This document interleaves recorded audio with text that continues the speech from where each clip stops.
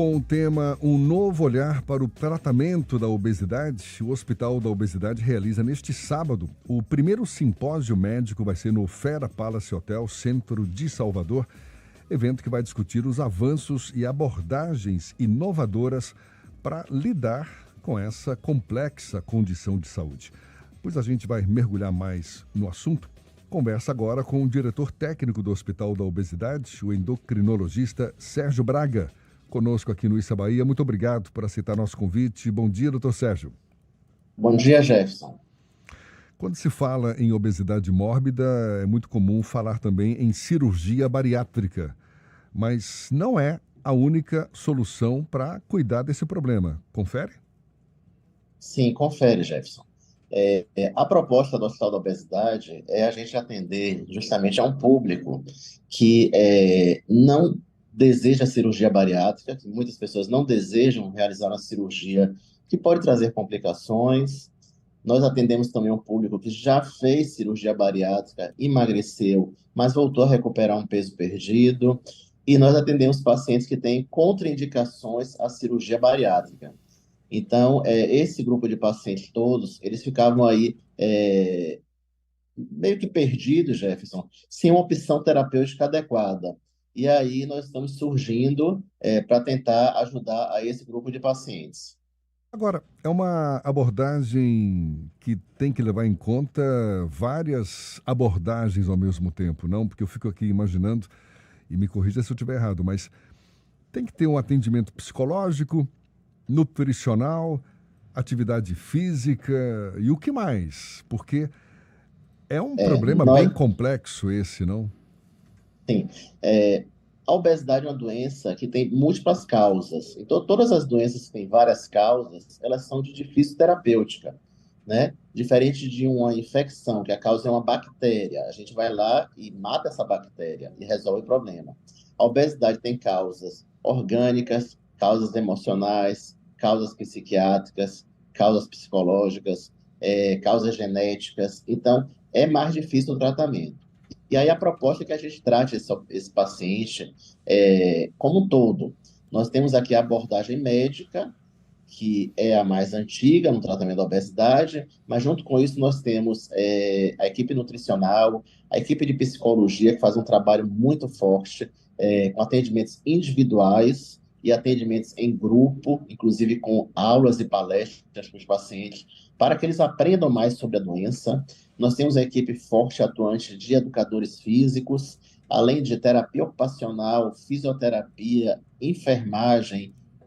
Dentro da medicina, nós temos, além dos endocrinologistas e cardiologistas, contamos também com a psiquiatria, que veio agregar a equipe transdisciplinar que trata a obesidade, já que muitos pacientes hoje com obesidade, eles têm algum transtorno psiquiátrico associado, ou até mesmo como causa da obesidade. Alguns tratamentos psiquiátricos podem levar o paciente a ganhar peso.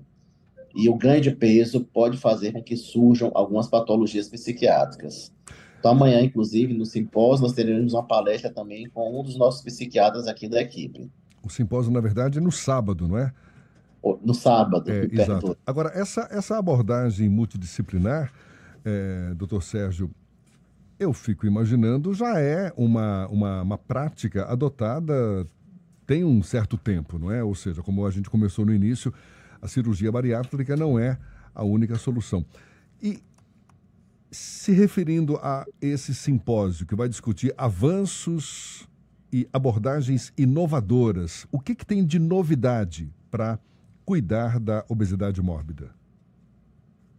O objetivo atual é que nós coloquemos o paciente no centro do seu tratamento.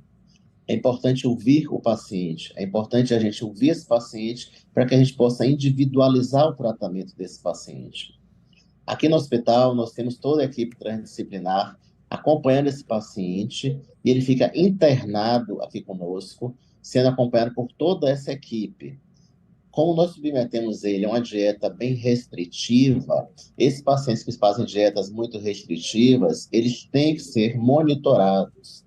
Então, isso é uma das justificativas do meu internamento. Nós temos que acompanhá-lo 24 horas por dia, com a equipe médica, para ir monitorando qualquer possível efeito colateral da perda de peso. E nós vamos fazendo os ajustes necessários.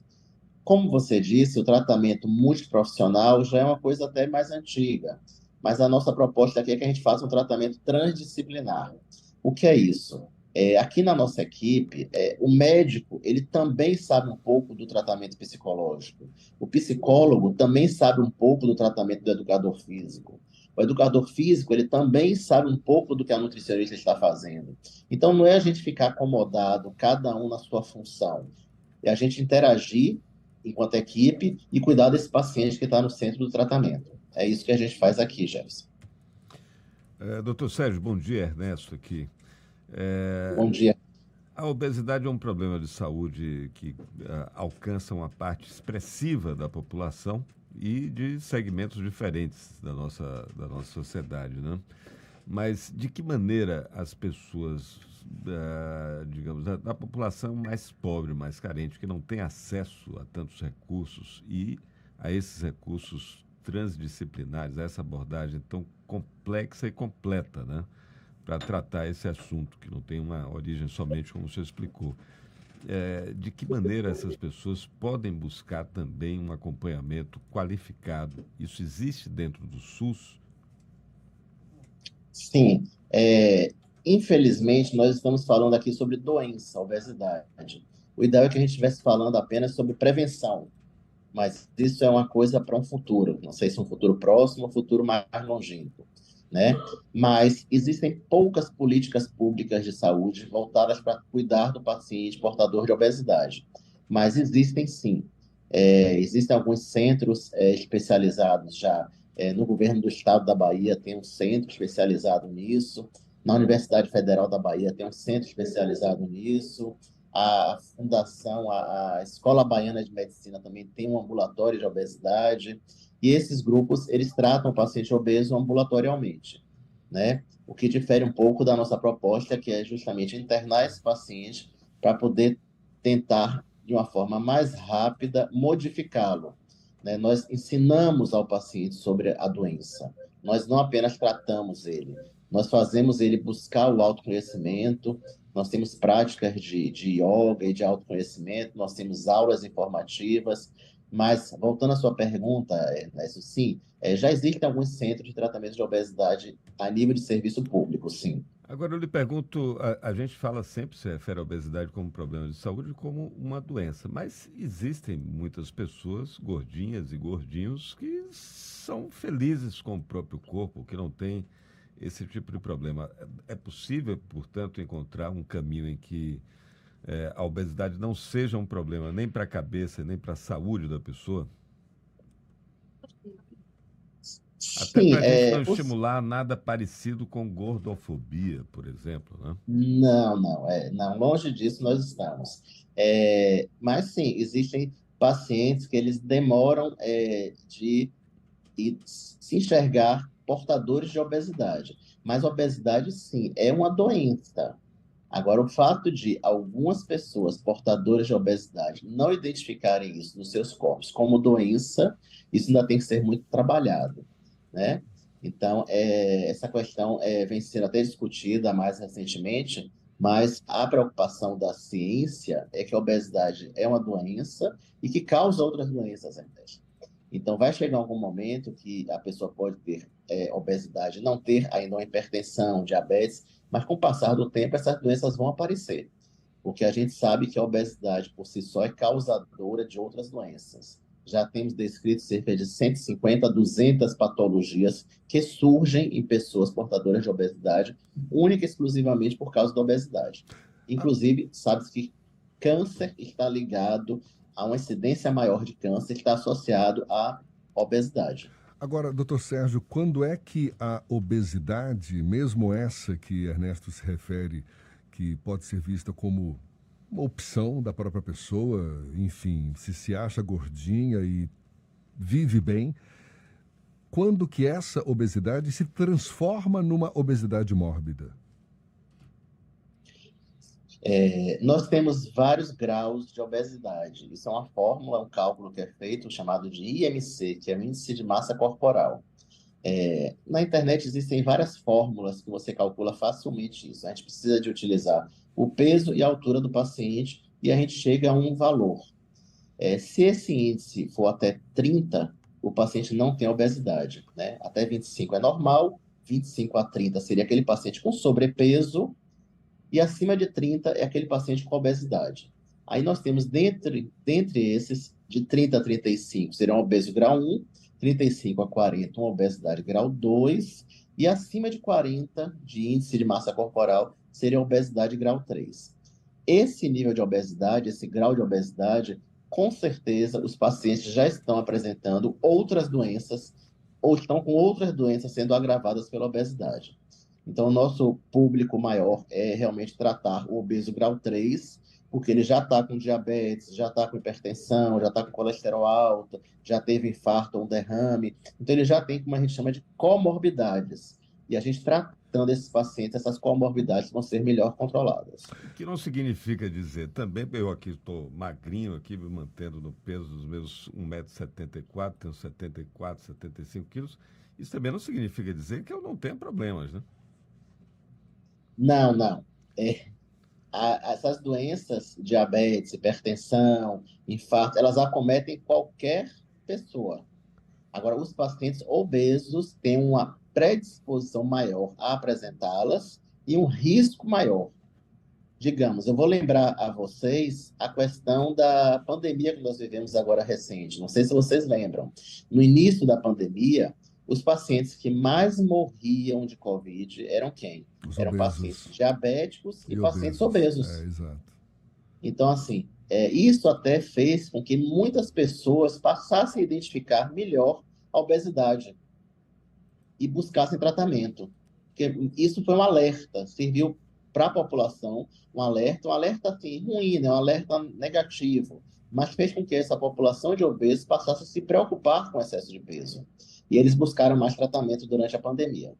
Para ficar bem claro, doutor Sérgio, o senhor está se referindo à obesidade, seja ela mórbida ou não, como uma doença. Primeiro ponto, confere? Sim, obesidade é uma doença, Tá. ela tem uma classificação na classificação internacional das doenças. Ela, inclusive, Gerson, ela é considerada pela Organização Mundial da Saúde, já há alguns anos, como uma pandemia, que é uma Perfeito. patologia que está no mundo todo e que vem crescendo os números no mundo todo. Agora, pessoas que têm essa gordura localizada, por exemplo, é muito comum homens barrigudos, não só homens, não é? Mas com Legislando em causa própria. o avanço da idade, é considerado uma doença também nesse caso? Só a barriga ali mais saliente, que é muito... Tem que se identificar e precisaria de ser examinado esses pacientes. Se eles tiverem uma coisa que a gente chama de relação cintura-quadril alterada, essa gordura abdominal pode ser uma gordura visceral, que a gente chama, é a gordura que está internamente. Não é aquela gordura que a gente vê no obeso, é aquela gordura que a gente não vê, é a gordura que está ao redor do fígado, é a gordura que está ao redor do coração. Então, esses pacientes que não têm necessariamente a obesidade, por aquele cálculo do índice de massa corporal, mas que tem um aumento do abdômen, um aumento global da parte central do organismo, eles têm que ser investigados para a gente medir a cintura, medir o quadril, fazer uma correlação e identificar se esse paciente tem risco cardiovascular aumentado. E para Ele gente, pode ser só coisa discreta, pode não ter nada, mas pode ter também alguma coisa importante. gente encerrar, doutor Sérgio, estamos conversando Oi, aqui Gerson. com o diretor técnico do Hospital da Obesidade, o endocrinologista Sérgio Braga. O senhor falou na prevenção, até disse que políticas públicas voltadas para isso talvez ainda sejam algo para o futuro.